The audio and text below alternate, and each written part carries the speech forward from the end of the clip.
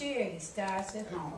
And wherever we go, I go a lot of places too. I didn't go to Senegal with y'all, and I'm glad I didn't, because I'd probably be on Gory Island. Why? Y'all know it, because I don't know how to keep my mouth shut. See? But we always supposed to fight and work for right here where we staying at, where we pay taxes at, where our bills are overwhelming us all. It's nice to go to other places, but we always like to come back home. And home is in a mess right now. Yeah, I want to thank everybody who put this on. It's been a very interesting conversation. I was honoring it. You heard somebody say local resistance is the only way to move social movements forward. Yeah, that's a real mouthful. You know, these questions of representation and the question, you know, like who's leading and who's involved, you know, race, class, gender, etc. Identity, social location, and so forth are obviously critical to this whole thing. I mean, we've struggled over them, we've fought over them, and we're going to continue to struggle over them and fight over them. I predict if the past is the guide to the future. The whole time we're doing this, as long as we survive this shit. And it's a big part of what's going on, and it's not the only thing that's going on, because there is also what Charity outlined as, people keep talking about these EFMs coming in. Yeah, I mean, the structural adjustment process. No. Oh, what's the EFM for people who may not know? Emergency financial management.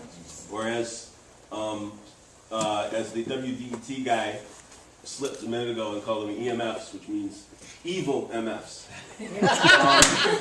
But what we have to understand is that in Senegal, throughout Asia, throughout the global South, for 20 or 30 years, you know, their predecessors in the IMF, the international MFs, and have been doing this. They don't have to send an emergency financial manager in. They, like you said, they tell you what to do, and if you don't do it, then you are going to suffer, unless you stand up and fight them. That's right. Right.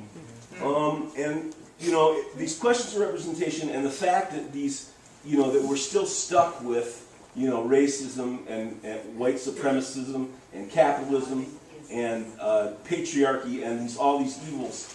I mean, welcome to the human race, right? I mean, this, you know, thinking dialectically, these things are with us, and we can't just create the U.S. Social Forum out of, you know, a platonic ideal republic in our mind. We start with what we have, and we work with it. And the amazing thing about this is, people have mentioned Egypt happening during this, is that the time of history that we're living through right now has almost, I mean, I think it's almost blindsided all of us. You're right. That, you know, although some people have been saying it, it's been happening in the last 2 months at light speed, that this is a shift in the fundamental way that we have to live on this planet, or die on this planet, you know.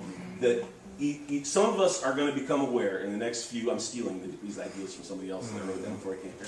Some of us are going to be aware, become aware, enough of us in the next few years of the massive nature and the basic nature of the changes that have to be made. And it's changes in everything. Or else the results are going to be more horrible than we can even imagine. And that's what this is all about.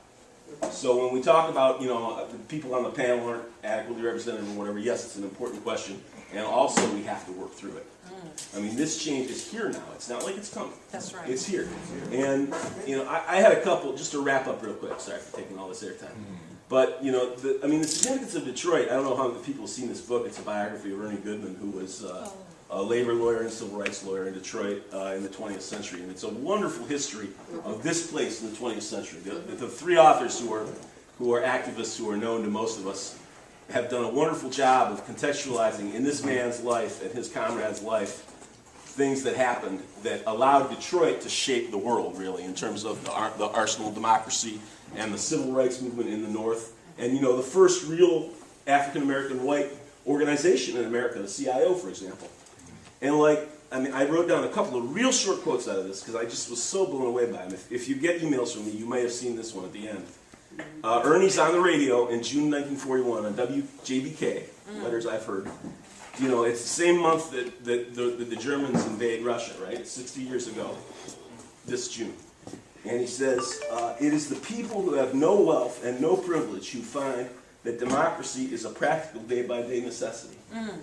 And I thought, why is that resonant? And you were saying it. Because here's these people in Egypt, they're standing up, they're saying, now that we can't eat, we have no choice, we have to fight back. And we're seeing what we've been taught, these political rights, the rights to free speech and due process and to vote and all that. And these things that we've been taught are not, by our great media and government, are not rights and educational system, the right to eat and the right to have a shelter and the right to education and so forth. That they really are the same thing. And that's coming together all over the world. And that's what's so great about being a part of the social forum process, is that however flawed it is and however difficult it is, we wouldn't have known if we hadn't been here. We're working on that. Yeah. We wouldn't have known if we hadn't been here. And folks, it's taken off. To get to where we are now. See? Right, and it's taken off, and the need for local resistance is here, and I thank everybody for everything you said. It's been a very inspiring conversation. Thank you. Yeah, I want to say something real quickly. Detroit has always, been a special place. That's the reason Noah Drew Ali and Elijah Muhammad and Hamid Bey. Lots of people might not know Hamid Bey, but Hamid Bey was a Coptic in the Coptic field, the first Christian church in Egypt, who came here like in the 20s to prove that the real thing is stronger than the illusion, because what's his name? The great illusionist.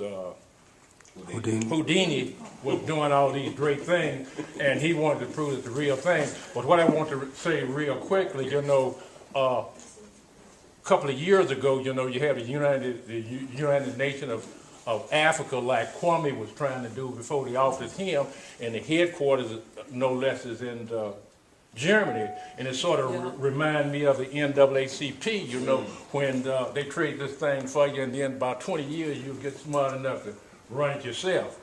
But the question is whether or not you should have gone. I'm glad you went.